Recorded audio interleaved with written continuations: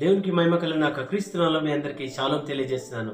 దేవుని వాక్యం చెప్తుంది లూకాసు సువార్త 1:37 వచనంలో, దేవుడు చెప్పిన ఏ మాటైనను నిరర్ధకము కానేరదని దేవుని వాక్యం సెలవిస్తుంది. నా ప్రియ సహోదరి సహోదరులారా, దేవుడు చెప్పిన మాట, కన్యక గర్భవతి అయి కుమారుని కనును, అతనికి ఇమ్మానుయేలు అని పేరు పెట్టబడినన్నాడు. ఇమ్మానుయేలు అంటే దేవుడు మీకు తోడైండును గాక. ఆమేన్. అదే రీతిగా దేవుని వాక్యంలో దేవుడు ప్రతి చోట కూడా ఒక మాట ద్వారా మరి ఆయన ఒక మాట ద్వారా చనిపోయి 4 రోజులైన లాజరస్ను లేపినాడు. దేవుని వాక్యం ద్వారా మరి అదే రీతిగా బైబిల్లో చెప్పిన ప్రకారము యేసు ప్రభు మరణాన్ని జయించి తిరిగి లేచినాడు. ఆయన చెప్పిన ప్రకారము తిరిగి నీ కొరకు నా కొరకు రానయ్యన్నాడు. ఆయన నీతో మాట్లాడుతున్న ప్రతి ఒక్క మాటను పట్టుకొని ప్రార్థించు. నీతో దేవుడు ఏదైనా ఒక మాటతో మాట్లాడతాడు.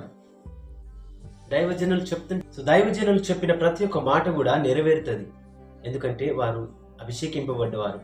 వారు చెప్పిన ప్రతి ఒక్క మాట, దేవుడు నిన్ను దీవిస్తాడు, దేవుడు నిన్ను రక్షిస్తాడు, దేవుడు నీ పాపాలు క్షమిస్తాడని దైవజనులు చెప్పినప్పుడు తప్పకుండా నమ్మి ప్రార్థించండి, విశ్వసించండి. తప్పకుండా నీ జీవితాల్లో కార్యాలు జరుగుతాయి. ఆమేన్. God bless you.